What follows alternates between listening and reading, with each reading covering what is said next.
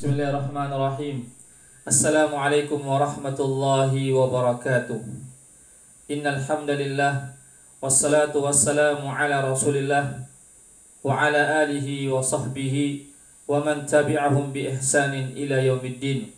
Amma ba'd. Kaum muslimin wal muslimat yang senantiasa dimuliakan Allah Subhanahu wa ta'ala. Pada pertemuan kali ini kita melanjutkan kembali pembahasan kita terkait kisah-kisah para ulama salafus saleh. Pada kali ini saya akan mengangkat insyaallah taala satu kisah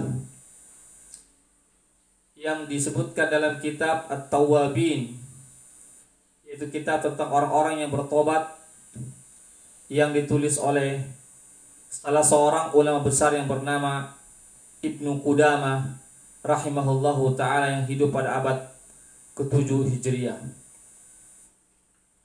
Dalam bukunya beliau menceritakan bahwasanya ada seorang laki-laki yang telah berkubang dalam dosa dan kemaksiatan, yang telah banyak berbuat dosa.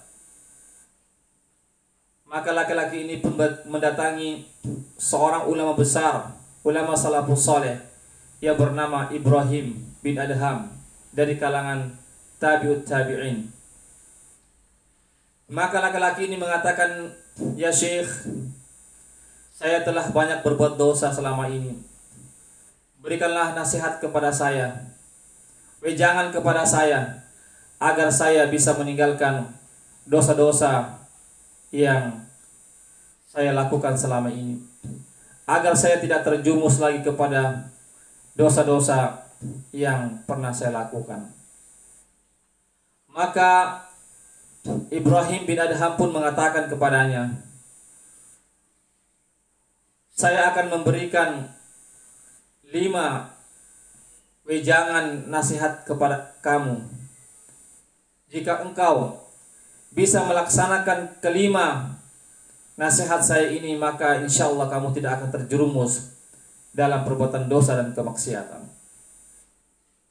Maka laki-laki ini pun meminta segera diberikan 5 nasihat tersebut kepadanya.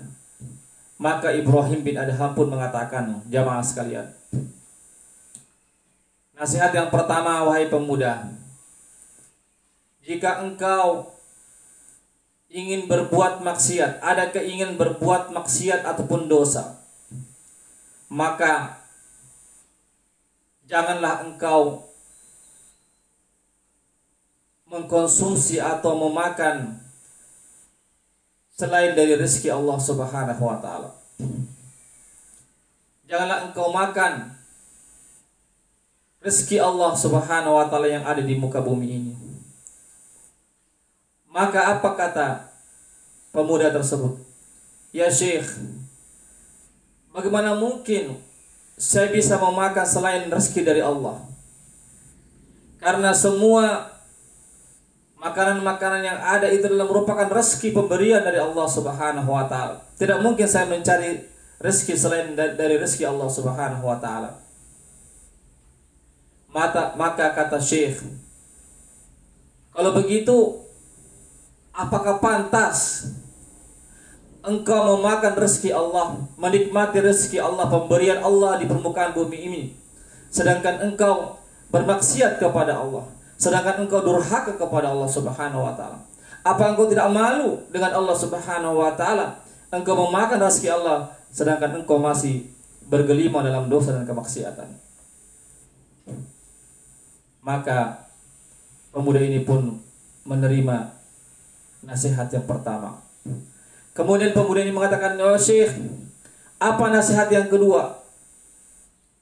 Maka Ibrahim bin Adham pun mengatakan, "Nasihat saya yang kedua adalah, jika engkau ada keinginan untuk berbuat maksiat, berbuat dosa, maka carilah tempat yang dimana itu bukan tempat, bukan bumi Allah Subhanahu wa ta'ala."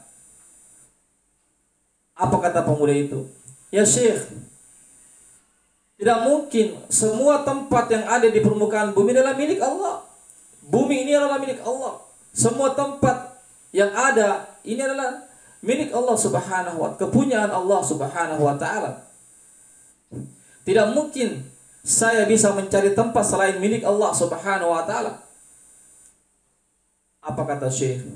Kalau begitu, apakah pantas engkau menempati bumi Allah, menempati tempat milik Allah Subhanahu wa ta'ala?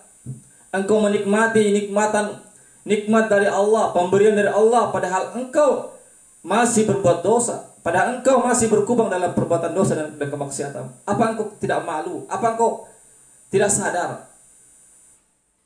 Maka pemuda ini pun menerima nasihat apa yang disampaikan oleh Syekh kepadanya.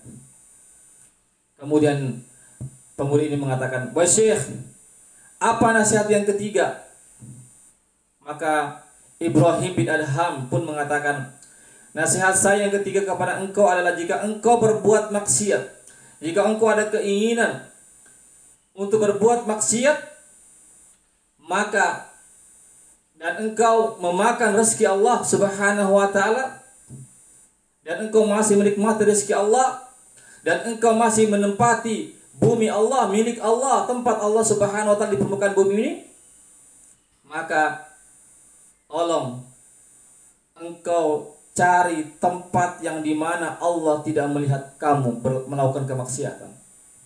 Cari tempat tersembunyi yang dimana Allah tidak bisa mengawasi kamu, tidak memperhatikan kamu apa yang kamu sedang lakukan." Apa kata pemuda ini?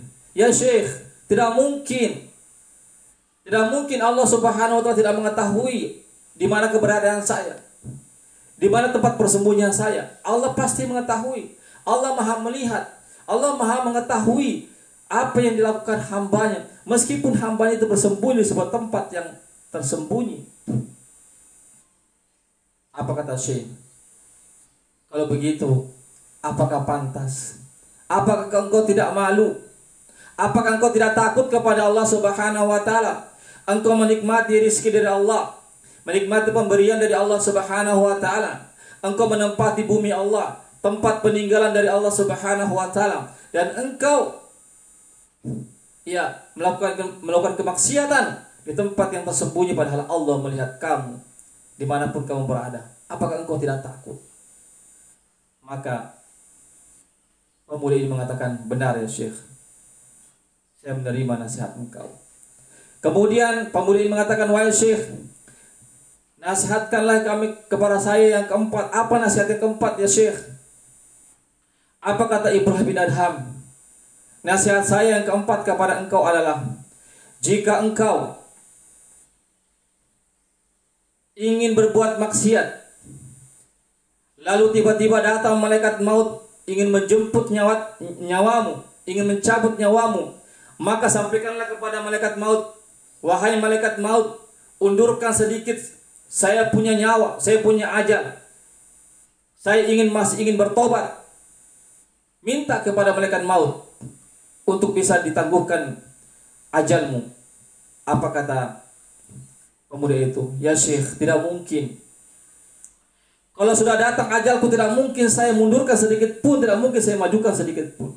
Jika datang malaikat maut ingin mencabut nyawaku, saya tidak bisa menghindar darinya. Saya tidak bisa lari daripadanya." Apa kata Syekh? "Kalau begitu, apakah engkau merasa aman? Apakah engkau merasa aman dari kematian, dari ajal yang datang kepadamu secara tiba-tiba, sedangkan engkau berbuat dalam kemaksiatan? Apakah engkau masih merasa aman?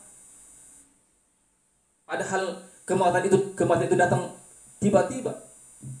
Bisa saja kematian itu datang pada saat engkau berbuat maksiat." Apa kata pemuda itu? "Benar ya Syekh, saya terima nasihat engkau yang keempat." Kemudian, "Ya Syekh, apa nasihat engkau yang terakhir, yang kelima? Sampaikanlah kepadaku." Apa kata Syekh? Kata Ibrahim bin Adham, "Jika engkau ingin berbuat maksiat, maka jika engkau ditakdirkan mati dalam keadaan berbuat maksiat, lalu engkau ditetapkan sebagai penghuni neraka, lalu malaikat penjaga neraka membawa kamu masuk dalam neraka, maka janganlah engkau ikut bersama malaikat tersebut. lawan malaikat itu, jangan ikut bersamanya untuk masuk ke dalam neraka. Apa kata pemuda itu? Ya Syekh, mana mungkin? Tidak mungkin saya menolak jika malaikat penjaga neraka itu membawa saya masuk dalam neraka. Tidak mungkin, karena malaikat itu sangat kuat sekali. Mereka memiliki kekuatan yang sangat kuat. Tidak mungkin saya menolak apa yang diperintahkan kepada saya. Saya adalah manusia yang lemah. Apa kata Syekh? Kalau begitu, apakah pantas engkau masih berkubang dalam perbuatan dosa dan kemaksiatan selama ini, sedangkan engkau tidak sanggup untuk menolak perintah dari malaikat tatkala dia menyuruh kamu untuk masuk ke dalam neraka atau menarik kamu, membawa kamu ke dalam neraka? Engkau tidak bisa menolak sedikit pun. Engkau tidak bisa lari sedikit pun dari kawalan para malaikat ketika mereka memasukkan kamu ke dalam neraka. Apa engkau merasa aman? Apa engkau akan selamat dari api neraka sedangkan engkau masih berkubang dalam dosa dan kemaksiatan? Maka pemuda ini pun sadar. Ya, setelah mendengar 5 nasihat dari Ibrahim bin Adham, singkat cerita, maka pemuda ini pun bertobat dan dia berjanji untuk tidak lagi mengulangi perbuatan dosanya selama ini, dan akhirnya dia menjadi orang-orang yang bertobat, termasuk orang-orang yang bertobat kepada Allah Subhanahu wa ta'ala. Demikianlah jamaah sekalian, satu kisah yang sangat menggugah sekali, bahwasanya kita sebagai seorang muslim tentu tidak lepas daripada dosa dan kemaksiatan. Tetapi yang terpenting adalah bagaimana kita segera mohon ampun kepada Allah. Segera kita bertobat kepada Allah. Sering-seringlah kita meminta nasihat dari para ulama kita, dari para salafus saleh kita. Mendengarkan ceramah-ceramah agama, nasihat-nasihat dari mereka-mereka, dari para ulama kita. Agar hati kita yang keras ini bisa luluh. Agar hati kita ini yang jauh dari Allah bisa dekat kepada Allah. Agar kita yang tadinya senantiasa suka berbuat dosa, kita pun berupaya untuk meninggalkan dosa kita. Sehingga kita menjadi orang-orang yang dekat kepada Allah. Sehingga kita menjadi orang-orang yang senantiasa berbuat kebaikan, yang senantiasa meninggalkan perbuatan-perbuatan yang dilarang oleh Allah Subhanahu wa ta'ala. Semoga kisah ini jamaah sekalian, 5 nasihat ini menjadi pelajaran bagi kita untuk kita bisa renungkan, bisa amalkan dalam kehidupan kita dengan izin Allah, dengan bantuan Allah, dengan doa kepada Allah. Semoga Allah memberikan taufik kepada kita agar kita menjadi orang-orang yang kembali kepada Allah, orang-orang yang mengakui kesalahan kita dan segera kita memperbaiki diri kita agar kita menjadi orang-orang yang diridhoi dan dicintai oleh Allah Subhanahu wa ta'ala. Demikianlah kisah yang singkat ini. Semoga ada manfaatnya bagi kita semuanya, khususnya kepada pribadi saya yang penuh dengan kesalahan dan kekhilafan. Saya tutup dengan doa penutup majelis. Subhanakallahumma wa bihamdik, asyhadu an la ilaha illa anta, astaghfiruka wa atubu ilaik. Assalamualaikum warahmatullahi wabarakatuh.